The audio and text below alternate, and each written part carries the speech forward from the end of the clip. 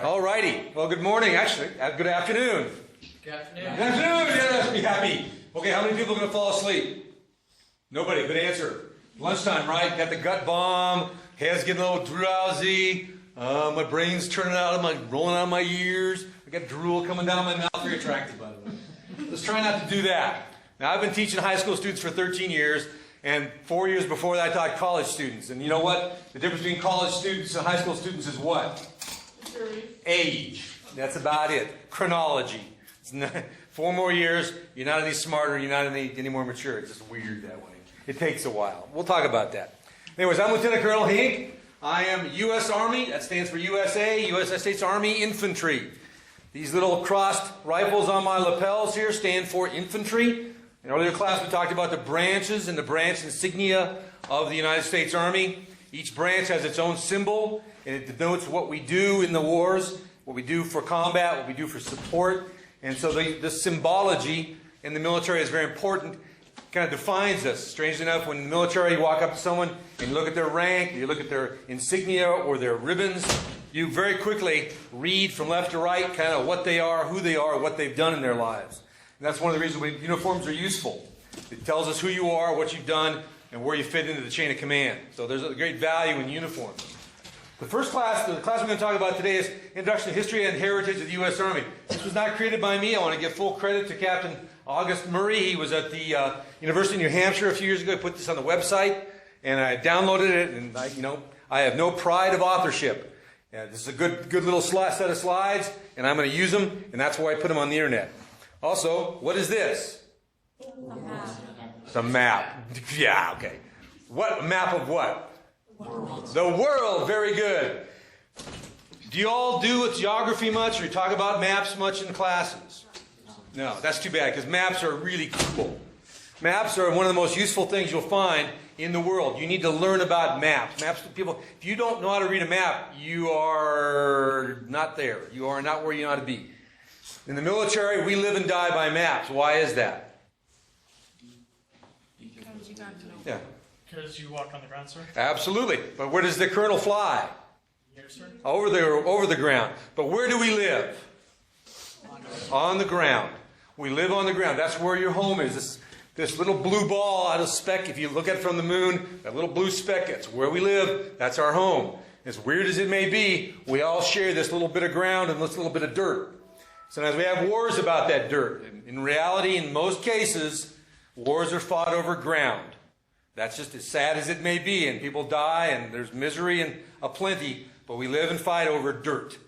Now, I don't want to minimize that requirement, because we need dirt to live. We have to have our homes. We have to have agriculture. We have geographical and political boundaries. I love maps. As an infantry guy, I live and die by maps. Everyone who knows about GPSs, why are GPSs useful? Tell you where you are. Tell you where you are.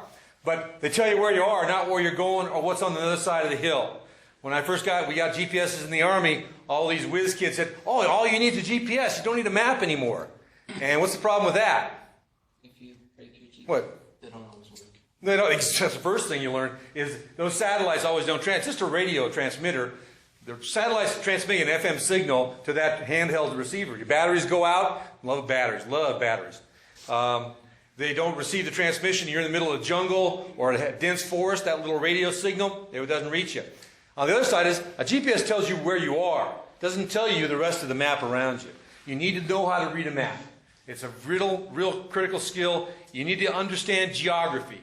If you want to understand human beings and the world around you, you must understand geography. This is one of my favorite maps. It's called a topological map. It's also got what's called relief. You can see how parts of the world that are taller or higher in elevation than the rest of the world sort of stand out. They don't even make these maps anymore. They're very hard to make because they require plastic molds. They lay plastic and they sink them down and they melt them.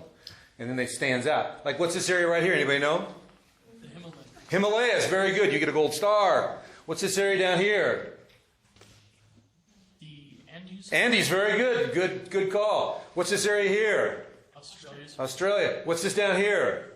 New Zealand. Very good. What's this right up here? Japan. Very good. What's this up here? That's Alaska. What's this up here? What's this area here? That's right. What's this area here? Middle East. Middle East, Saudi Arabia, really. What's that country? Anybody know what that country is right there? Israel. It's Iraq.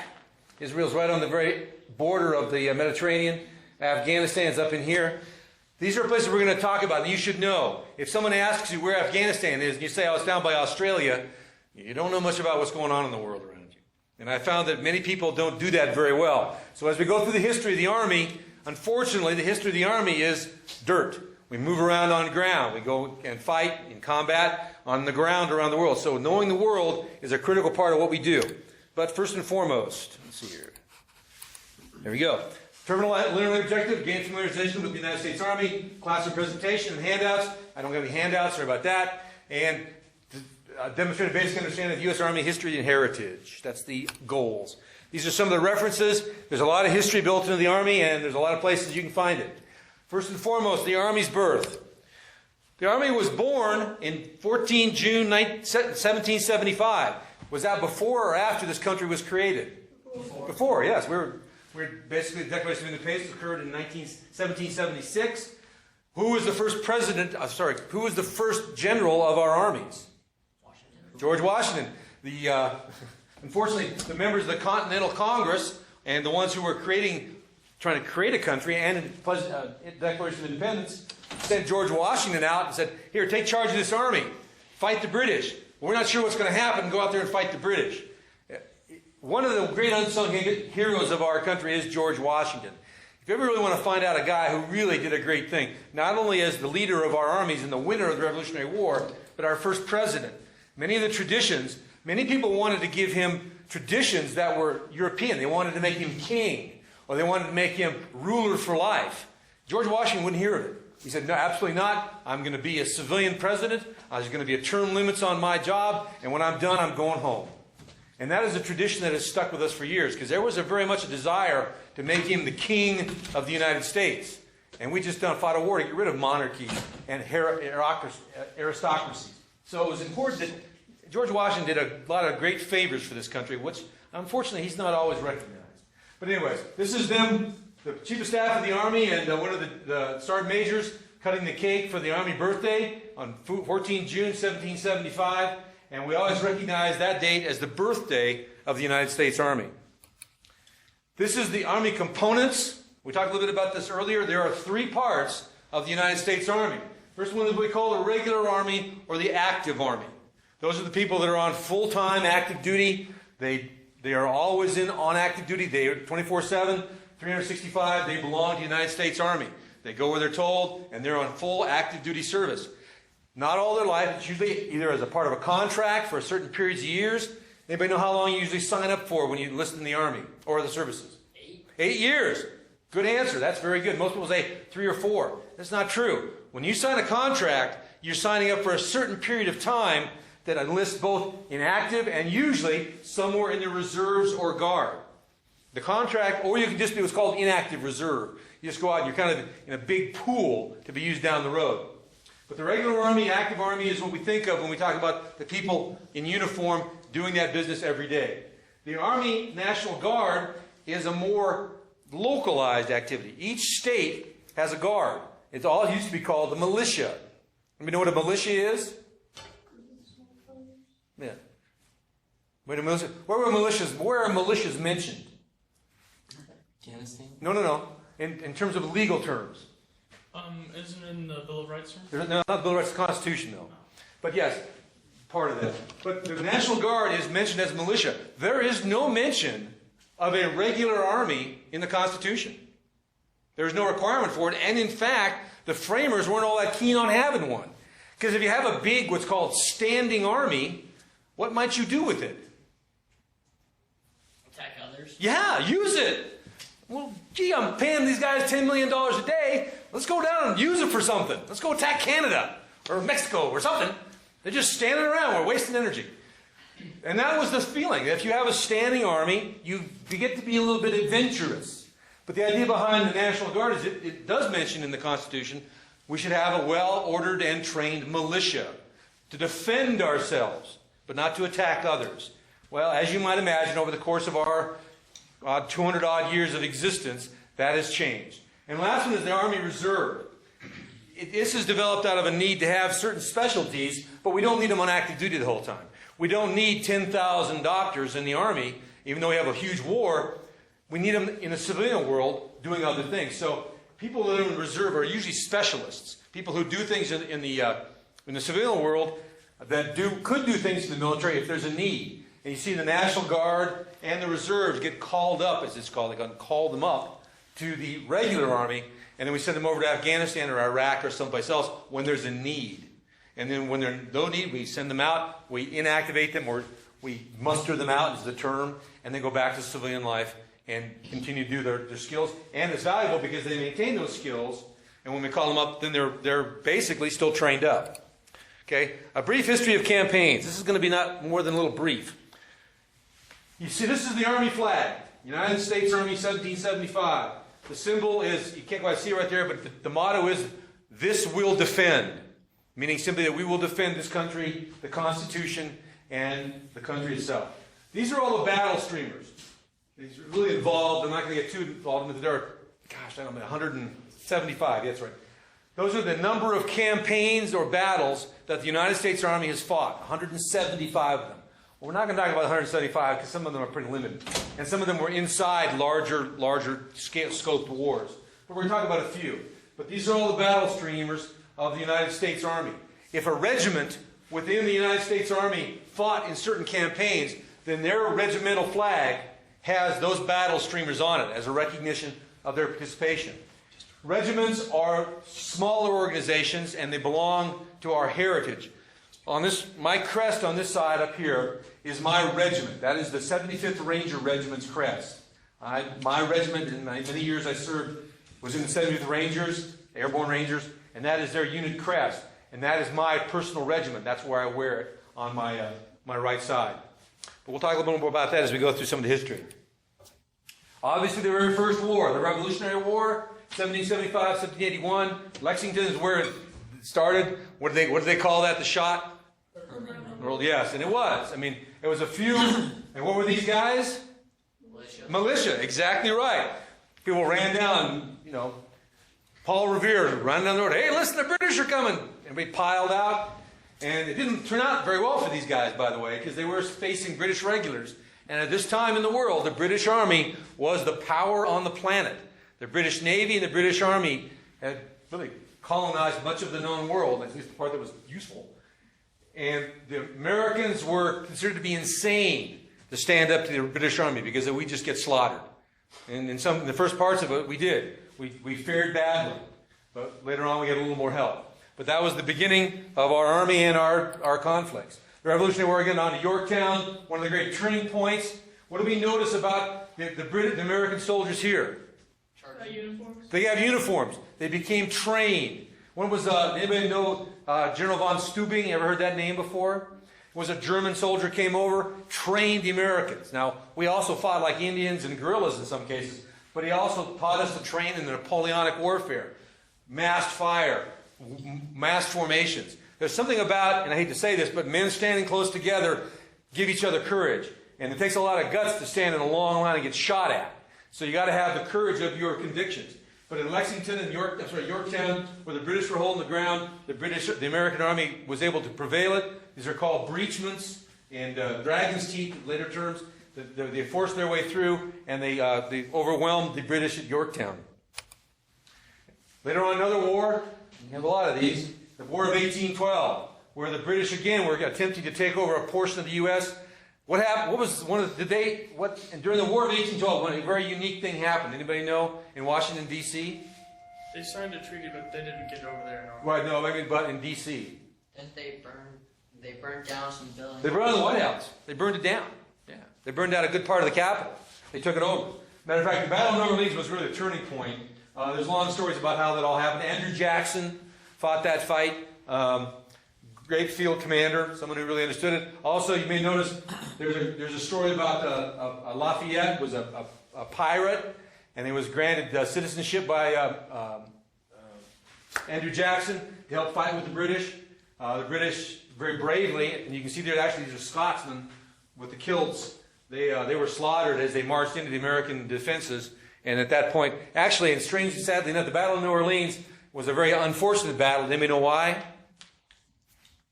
Well, they had signed a treaty, but they didn't know about the treaty. The war was over, essentially, legally. The war was over when this battle was fought. Exactly right. So a lot of men died but lack of communication can often be a problem. The Mexican War. We've always had tricky relations with the Mexicans. What was one of the most famous battles of the Mexican War? The Alamo. The Alamo, exactly right. This goes on down to the expansion of the U.S., the expansion into Texas, even ultimately into Mexico and into the West. Obviously, Spain had for a long time claimed the Southwest and California, and we began to have some conflicts as we expanded outward. The Mexicans didn't like that. The Texans initially had been kind of living with the kind of a reasonable way of doing business with the Mexicans. Then the Mexicans had asked more taxes and a little more control. They decided, the heck with that, we're going to join the Americans. And actually there was an attempt to have Texas as its own country, which I think the Texans still think they are sometimes. But the bottom line is, we fought with the Mexicans. This was one of the major battles at Churubusco, and it was a turning point. We actually ultimately negotiated a peace treaty with that. The Civil War, obviously, dark time in our history. Brother killing brother, fighting. These are some serious times. The history of the Civil War is vast and very difficult to deal with. If you're a historian or interested in history, the Civil War is fascinating. Anybody ever lived in the South? What do they call it? What do they call the Civil War? Do you know? No, I was only there till I was 3. Oh, okay. Anybody know? What do you think the people in Georgia and Alabama, what do you think they call the Civil War? Anybody know? South Carolina, it's taught as the War of Northern Aggression. The War of Northern Aggression. And that's what they call it. They really do. I mean, they seceded. Leave us alone. We don't want to be part of your country. We want to keep slavery. We don't want to be involved. And we said, no, don't do that. And so we came down. We really didn't attack them. They really fired on us first. But it is a point of pride amongst the Southerners that they say that they stood for a principle. It wasn't a very good principle, but they stood for it. But the Civil War fought for many years, 1861 to 1865, a very, very bloody war. Mainly because, again, it was a war fought on what's called Napoleonic. You all know who Napoleon was, the great French general? The Napoleonic Wars were fought by huge massed forces of men in big gigantic squares, going step, single shot weapons. They'd fire, the rank would kneel down, and the guy rank behind them would fire. But these were very inaccurate. These are 50 caliber mini balls, about the size of this, traveling at about 2,000 feet per second. Mini ball would hit you, would really tear you up. Well, the problem was, we were still fighting with Napoleonic tactics. Unfortunately, what thing called a rifled barrel appears. Anybody know what a rifled barrel is on a rifle? Doesn't it kind of have like grooves on the inside? Right, and what's it do? It straightens the bullet. It makes the bullet spin. And what's that do for it? It increases the velocity of the bullet. No, not so much velocity. What's accuracy? So suddenly aimed shots weren't just a big shotgun blast with bullets going everywhere. These things were spinning at 2,000 feet per second, being highly accurate on a very long barrel, which does increase accuracy and velocity. And suddenly people were just getting slaughtered. Just slaughtered. I mean, that's the only word for it. Blood running red. As they say, the rivers of the Chattanooga and some other Chancellorsville, the streams there actually ran red with blood because so many men died. And it was beyond brutal. Ultimately, it settled into a war of stalemate and attrition. What's attrition mean? Anybody know what that word means? It wears someone down. Those you guys that want to date a girl that won't go out with you, just keep asking her.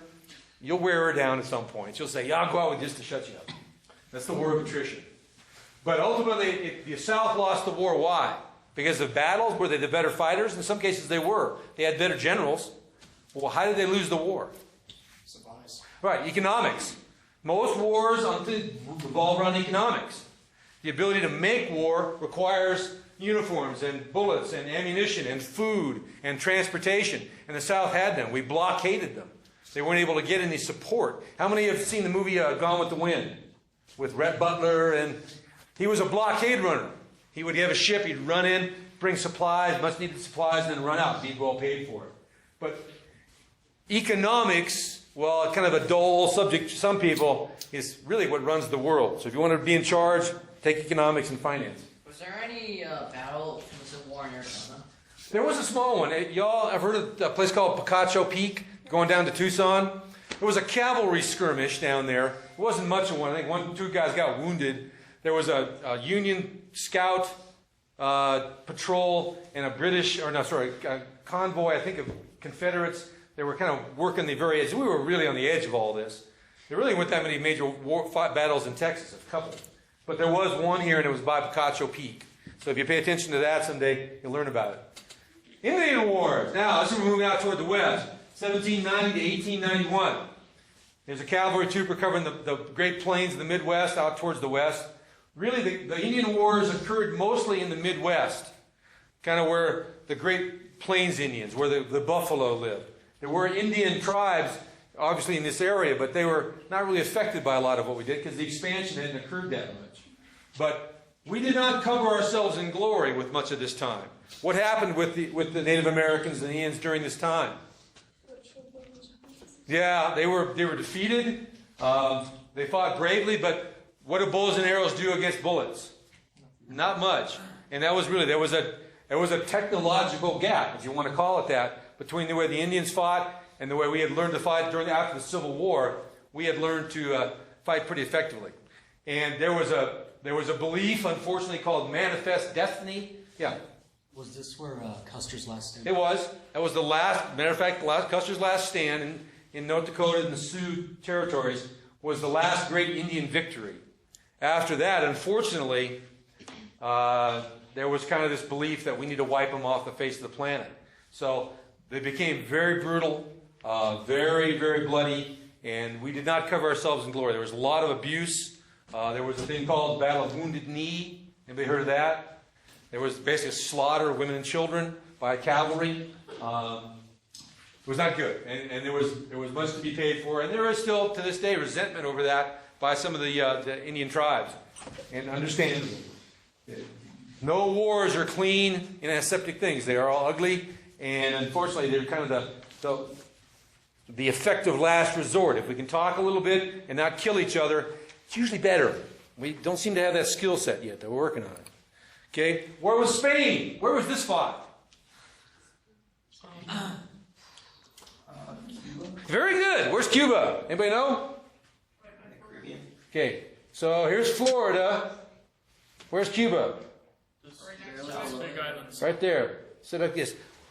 Spanish were kind of, and there's I'm not going to get into the politics of this war, as all wars are based on politics, but there's a statue downtown in your city square. You know what it's called? You all seen it? Well, I just saw it last night. Come on. It was the famous Prescottonian who worked for Teddy Roosevelt. The big statue right downtown. Riding a horse, you know. You don't see that downtown? Yeah, you live too long. Yeah, well, there's a Rough Rider.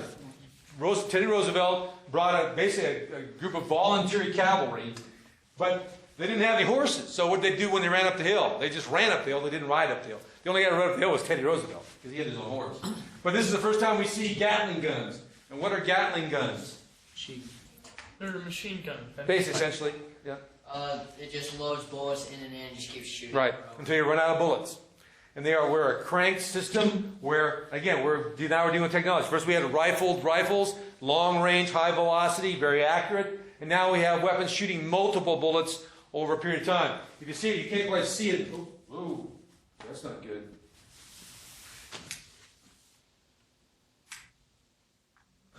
You lose power? Technology. Yeah, technology is a great one. Yeah, push the button. My computer's still working. Yeah. So it's just a reset. Yeah, let's see if Did it go off when you saw it? Or? Yeah, I did. I think I just bumped it with my foot. Okay, all right. Let's we'll wait a minute or two. How about That's the one. Okay. Fire up. Technology is great until it doesn't work.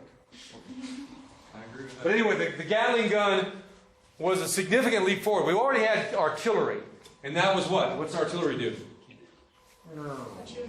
Yeah, it shoots big guns, big rounds, long distances. They've been around a long time. What was the first artillery piece? A cannon? Nope. I was going to say the Cannon. No. Anybody? Think back. Way back. Dynamite. What's that? Dynamite. No. Trebuchet. Yeah, very. Let's say it again louder. Catapult, trebuchet. Catapults, trebuchets. Have we seen the movie Gladiators? Gladiator with Russell Crowe. What were they lobbing onto the barbarians, the German barbarians? Yeah, but also they all lobbed something else. Yeah, a big pot of oil, set it on fire.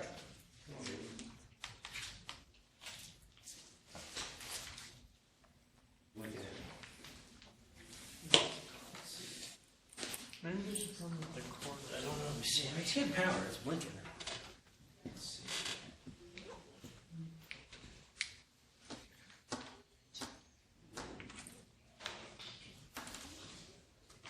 No, it's still big.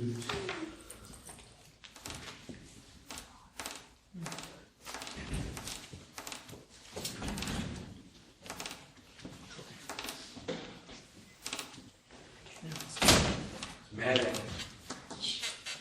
Electron side.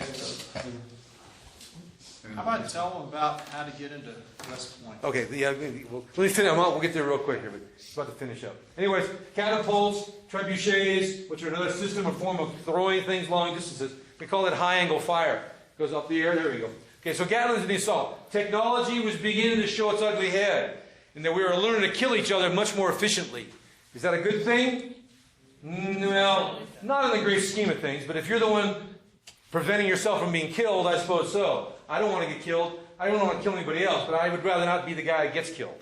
So there's always that kind of philosophical debate. China relief. This is where we're getting a little more expansionist. It's where people begin to not like Americans sometimes. Where's China? Okay, here's Japan. Here's Korea. Here's China. Okay, we were overseas a lot. There was a thing called the Boxer Rebellion. Ever heard of that before? This is where this is U.S. Marine. Now, this Army with also a lot of Marines. Long story. The guy said, "I'll try." He climbed this entire wall up, got up on top, and planted a flag. It's actually a symbol for some relief columns coming in to help these guys that were in bad shape. Again, we are beginning to expand ourselves around the world. Suddenly now we're fighting not just in the U.S., but we're fighting in Cuba. And now we're fighting in China. We're beginning to expand. The United States of America is becoming an international power. And part of it, much of it, unfortunately, or fortunately, depends on your point of view, is military power. That's why we expand. Philippine insurrection, 1899-1913, knocking out the Moros. The Moros were a tribe of Philippine natives, and had at this time, the Philippines were what? What were they to the United States? Or colony territory, yeah. And they were trying to expand themselves. They were trying to get independence for the Philippines, and we weren't having any of it. So we fought the Moros for quite some time. Pretty bloody, an insurrection from our point of view. From their point of view, an independence movement. Kind of depends on which side of the coin you're looking at. From us, it was an insurrection. People fighting against authority. From their point of view, they were fighting for their independence. There's always two sides to every story. Unfortunately, they're not always, sometimes both of them are right.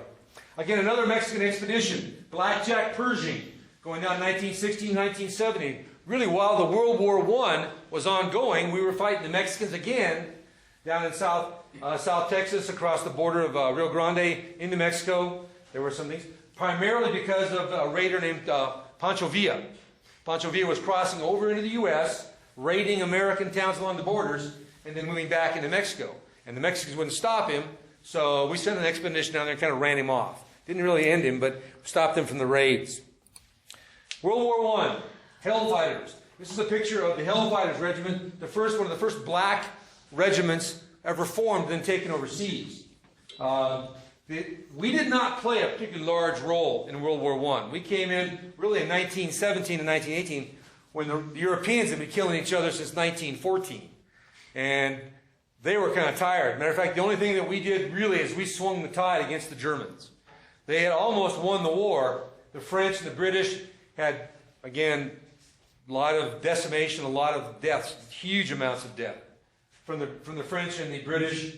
and the Germans too. But when the Americans came in, not only with our soldiers, but with our logistics, we had weapons, we had cannon, we had fresh troops. We were the turning point in many cases along the Western Front, as it was called. And we were the ones that were able to push the Germans back, and then they had an armistice, or the surrender talks between the Germans and the French. And the Germans surrendered, they moved back, but there was a lot of bitterness and antagonism over World War I, which led to World War II. World War I simply led to World War II. It's that simple. Much of the antagonism, much of the bitterness and resentments, particularly in the European theater, occurred. Now, where's Europe? Right down there. Here's England, England, great out. Here's Europe. This is Spain. These are the Alps, this large spot right here. And this is Russia. Most people don't appreciate Russia covers 7 time zones. It's the hugest country in the world. You've got all the way from Vladivostok, which is basically the westernmost or easternmost, depending on your point of view, island or city of Russia, all the way over here to St. Petersburg on the Baltic Oceans. Russia's huge. Huge. What? But only 17% is inhabitable. That's right. Well, depends on what you mean by habitable. If you're a member of a prison gulag, it's habitable. If you're an enemy of Stalin, you're going to find out how habitable Siberia is. But yes, Russia is a famous country for defeating Napoleon. The only country that ever defeated Napoleon was Russia. And remember why? The scorched earth. No. They just kept retreating. Yeah. They just retreated. And when you've got 7 time zones, how far can you retreat? A long way. And what happened to Napoleon's armies? They ran out of supplies. They just got stretched further and further and further to the point where they couldn't supply themselves. And then what came? The Russian winter. You think it's cold here? No. They have winters in Russia where the oil inside the engines freeze solid. You know what it takes to freeze oil? About 40 degrees below zero. No, I've been in Alaska and they have to plug their cars in. Y'all seen that? If you live in Alaska or someplace that, when you drive up to a parking lot, they have these little plugs. You got to take your car, you plug your heater in, you plug it in, because if you don't plug your car in, you come back out and it's what? Yeah, it's a block of ice. And drive by that block of ice down the road. It's not going very far. You have to plug your car in. It gets 20, 30 below zero all the time. So Russia's huge, and it really defeated both this size and the cold. Same thing defeated the Germans. When Hitler invaded Russia, the cold and the size defeated the Russians. One of the great movies, if you want to watch, called Enemy at the Gates. It's a story about the Germans in the Russian War. 80% of all the casualties and deaths in World War II occurred in Russia. What's called the Eastern Front. Not us. We didn't do it. We beat what was left over of the German army. The Russians really fought and defeated the German army, but only through enormous casualties, suffering, and sacrifice. Sir? Didn't they have the most casualties in World War II? Absolutely, by 80% of them or more. The war was won and fought here. What we did as Americans, we provided the Soviets with enormous amounts of supplies and logistics. We shipped the stuff in through the North Atlantic, up into here, brought it down over these gigantic ice fields, our trucks, and we kept them alive. If it had not been for our logistics, the Russians probably would have lost. But we were able to keep them going. And to be honest, would we have preferred for them to fight in Russia or to fight in France? France. Well, Russia, because we weren't in Russia. We'd rather have the Russians fight. Again, I don't want to be the one getting shot at. When World War II ended, didn't General Patton want to go straight up to Russia? And Yeah, he made noises like that. There's the same as nobody. You got to understand about Patton is he was a little bit of a wacko, anyways. A great field commander. He knew how to maneuver troops, and he was a good commander. But he wasn't the most stable guy on the planet. Let's put it that way. Good, brilliant guy, but not a good politician. And once you get up to general ranks, you're operating not at just soldier and sailor and airman level, you're operating at national levels. And yes, he made the famous story is we should just attack them now, we're going to have to fight them again later. Well, ultimately we didn't, but we had a Cold War that lasted for 40 years based on that, but there was really no way around it. Anyways, World War I. What happened in December of 1941? Pearl Harbor. The Japanese attacked us. Again, we were trying very hard to stay out of this war. We were what's called isolationists. What does that mean? We're trying to isolate ourselves from the rest of the world. Right. And we didn't want to really be involved. There was a very strong movement. This was not our war. This is Asia's war, or this is the Europeans' war. We just fought World War I. We don't want to go back and do this again. There was obviously a lot of people who had a lot of relations with Europe and Asia, and they wanted to go and help them. And there were a lot of atrocities. The war in the Pacific Theater in Asia didn't start in 1941. When did it actually start? Anybody know? 1937. Yeah, what was that, you know? Japan invaded China. Invaded China. Japan, really a very small little country, but very powerful, didn't really have any natural resources. They didn't have oil, coal, or anything. So they had to go get it. Well, they invaded China, which was very backward in some ways. Brutal invasion. There was a thing called the Rape of Nanking. Anybody ever heard that? Japanese just came in and slaughtered. And I won't even begin to tell you the level of atrocities of the Rape of Nanking. There's a very good book. It's rather thin, written by a Chinese lady. And it's probably one of the greatest atrocities in the history of the world, but doesn't get talked about very much. The Japanese don't like to talk about it. The Chinese bring it up. Again, to this day, the Japanese and the Chinese are not good friends. They are not. The Japanese have a lot to answer for, which they really haven't. In some cases, they deny some of the things that they did. They did to the Chinese, or they did to the Koreans during World War II. Very brutal. They did to us. Some of our prisoners of war were tortured and murdered. They didn't mind. They didn't think there was any problem with it. So ultimately, the war started way back in 1937. The Chinese have been beaten on for years. But December 41 brought the U.S. in. Whether we liked it or not, they bombed Pearl Harbor. Well, we're not having that. So we began to expand into the 1941 through 1945. What happened in September of 1945? We dropped 2 atomic bombs. Remember those cities? Hiroshima and Nagasaki. Hiroshima first, Nagasaki second. Much debate about that. Actually, right now there's something on TV with Oliver Stone who talks about what's called revisionist history. Oh, we shouldn't have dropped the bomb, and they were going to surrender anyways, and blah, blah, blah. Well, 50 years after the fact, yeah, maybe we could have talked about that, but the Japanese weren't prepared to surrender. And we would have had to probably invade Japan with 1 million men to try and bring them into compliance with the peace treaties. Two nuclear bombs. Yes, they killed a lot of Japanese, but it ended the war very quickly. The European theater, Africa and Middle Eastern theater, all over here. Here's Spain, Europe, the Middle East in this area. People forget that much of World War II was fought also in the Middle East and North Africa, where Rommel was, and the African Corps. This shows it being fought really in the forests of Europe. Anybody been to Europe?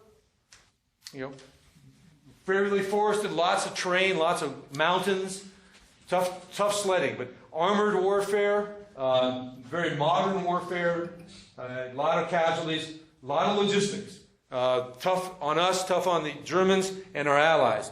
But we fought through May of 1945. The Germans ultimately surrendered. Really, it was the Russians coming in from the east that conquered Berlin, conquered most of Eastern Europe and Eastern Germany, and then we came in from France. Hitler committed suicide. The Germans surrendered. Then we turned around, and a few months later, the Japanese surrendered. End of World War II. Are we done? No. Korean War, 1950. Long story. I want to begin to bore you with all the politics. But ultimately, the Soviet Union, now communist, was supporting the North Koreans. Are the North Koreans still causing us trouble? Yeah. They have nuclear weapons. They got shooting missiles up into the air. North Koreans are nutbags. I was stationed for a year in South Korea. But every morning I woke up looking out of my little bunkhouse straight into North Korea. I was stationed on the DMZ, the militarized zone. It's about 3 kilometers either side. And we'd look at North Korea. They'd be looking at us.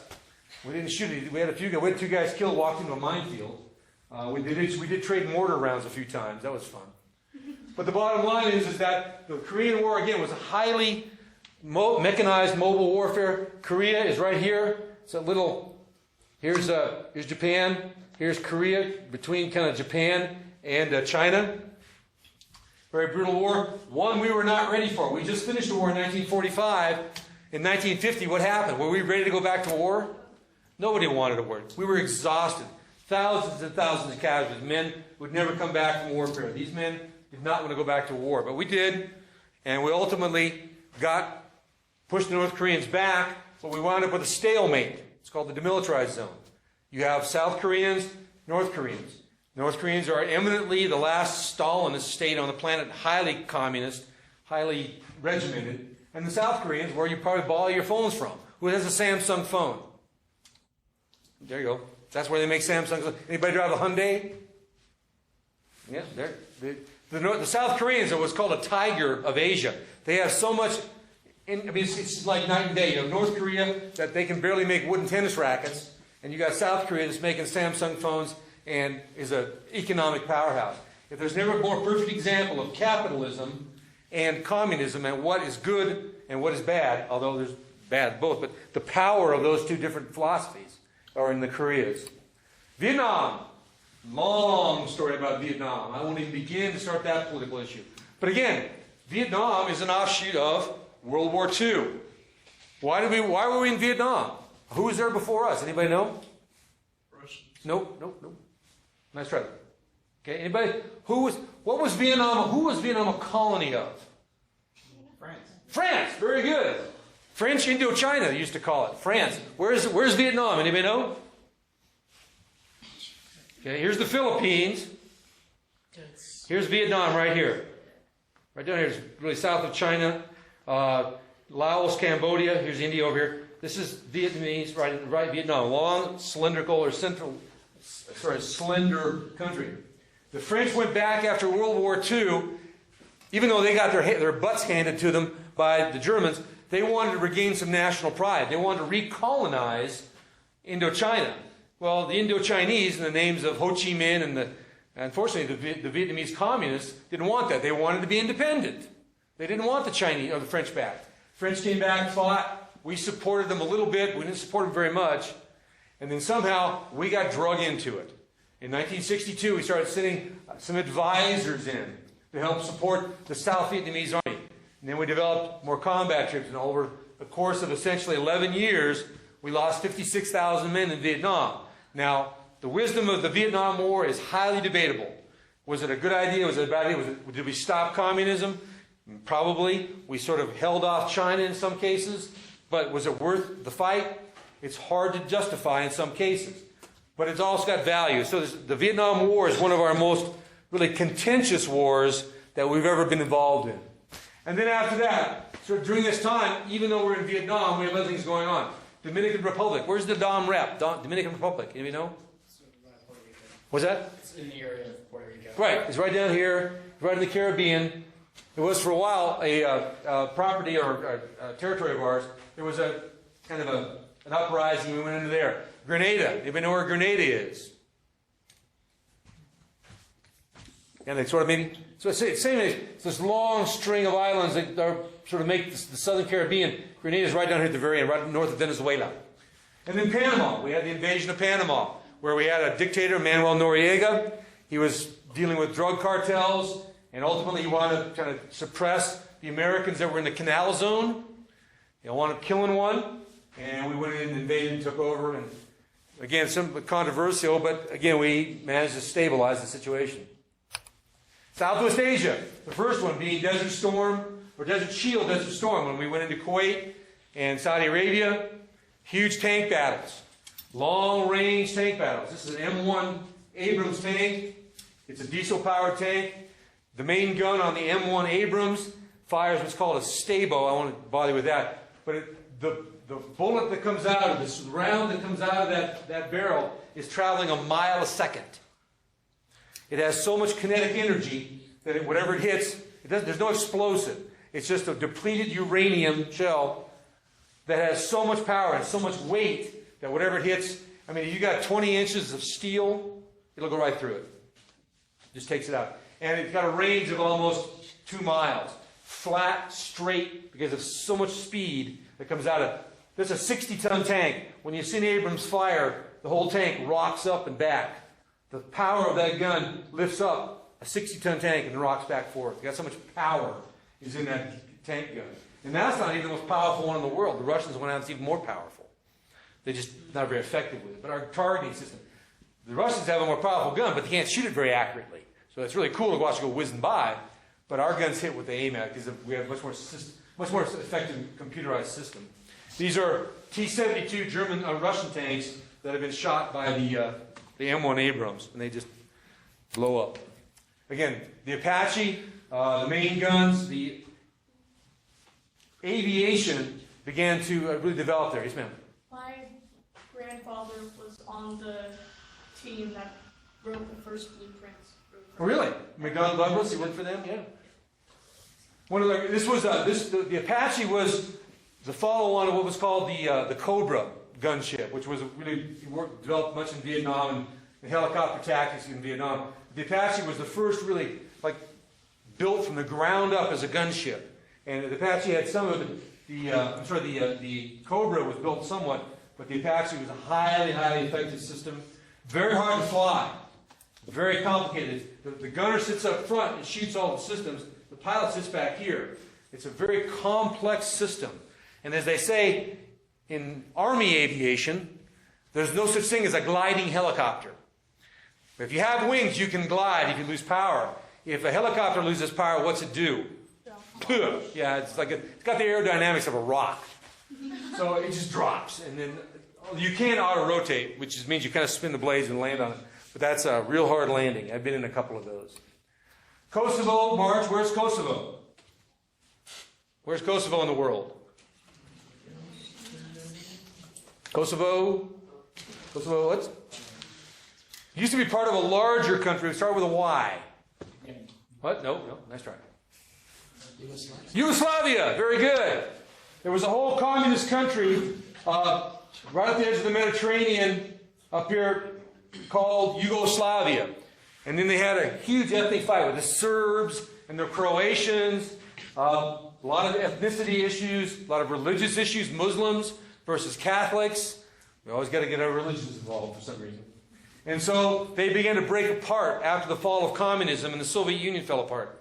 And they began to fight some very brutal, bloody things. I was stationed in Italy at the time, right here, and we would send forces over there. Remember, I went into Serbia and Albania.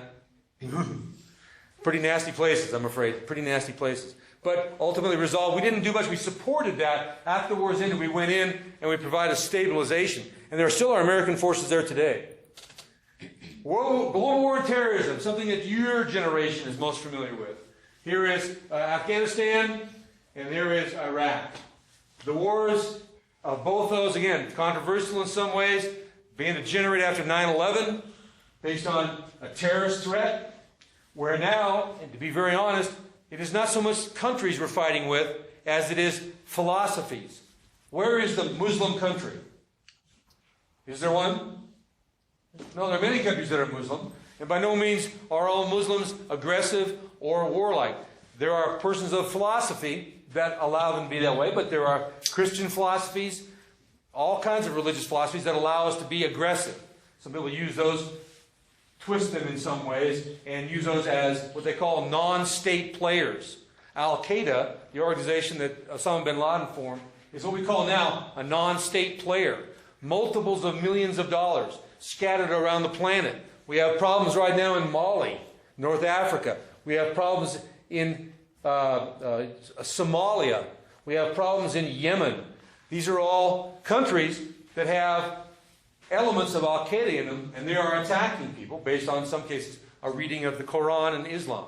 But these are things that we have trouble with. How do you go into Mali, even though the government doesn't want them there, and root out these terrorists? Very tricky to do, very challenging. Okay, real quick, go down. This is the Department of the Army emblem. Those are the ends of the wars. Again, this is We'll Defend. This is the emblem of the United States Army. This We'll Defend is our motto. I don't know about that. Army flash. Currently, the Army wears a black beret with a blue flash, and then usually the regimental crest goes inside of it. And that's what they wear the berets for. We used to wear a different kind of hat.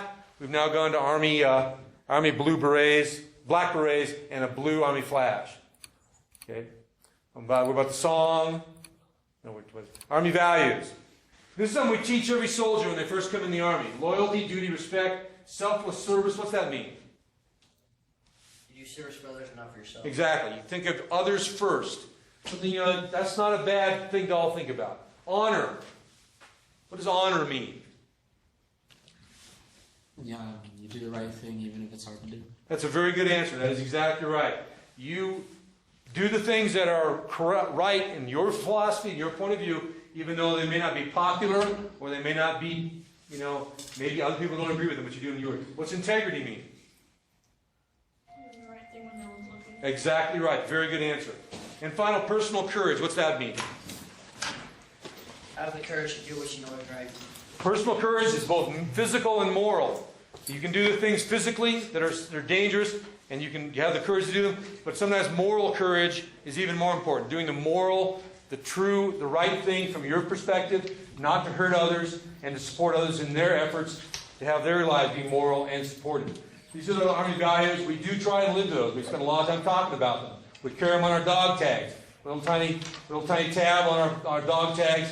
And we talk about it from time to time. It may sound a little hokey sometimes, but I'll tell you what, when you're out there and the going gets tough, and sometimes you're looking for something to base your life on, there is a lot of useful philosophy here.